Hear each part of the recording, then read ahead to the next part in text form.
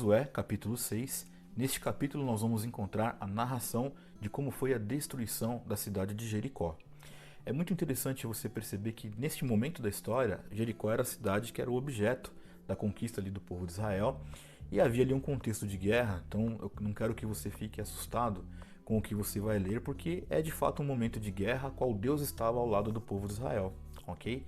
Acontece então que Deus vira para Josué e fala o seguinte: Josué, você vai separar os homens aí, vai separar uma certa quantidade de sacerdotes.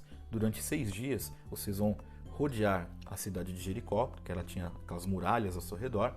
E no 7º dia vocês vão dar 7 voltas na cidade de Jericó.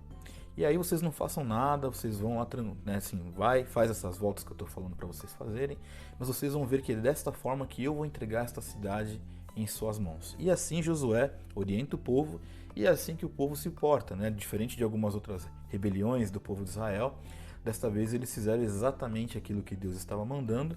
E acontece então que no 7º dia, quando eles fizeram aquelas 7 voltas, né, de madrugada, logo nos primeiros horários da manhã, os sacerdotes então tocaram a trombeta, e aí veio, né, aquela orientação do Senhor: vocês gritem que essas muralhas vão cair. E é exatamente isso que aconteceu.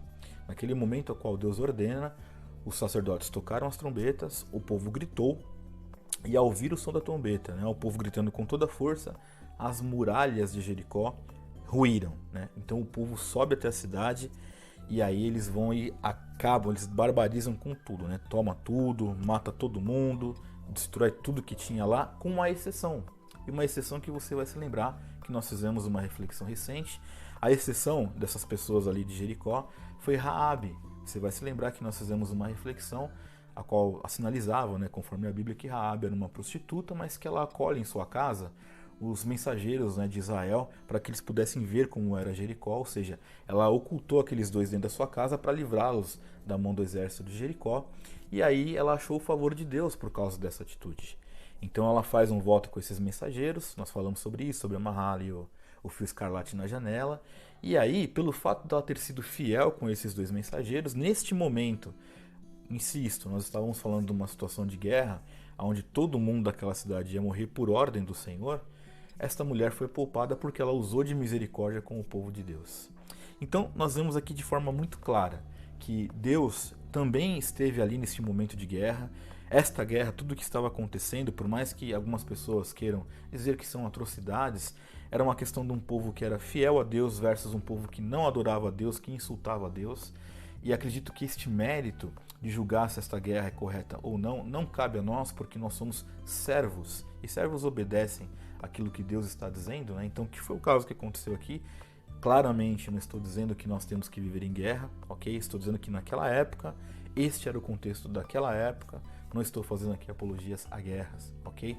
O que eu gostaria de refletir com vocês? Primeiro que Raabe, quando ela tomou aquela atitude de ocultar aqueles dois em sua residência, você percebe que o favor de Deus ele se manifesta neste momento a qual a vida dela foi poupada. E o que é muito interessante, na Bíblia, no versículo 25 deste capítulo, diz o seguinte: Raabe ficou morando no meio de Israel até o dia de hoje. Ou seja, também os descendentes de Raabe foram poupados pelo fato dessa fidelidade desta mulher, né?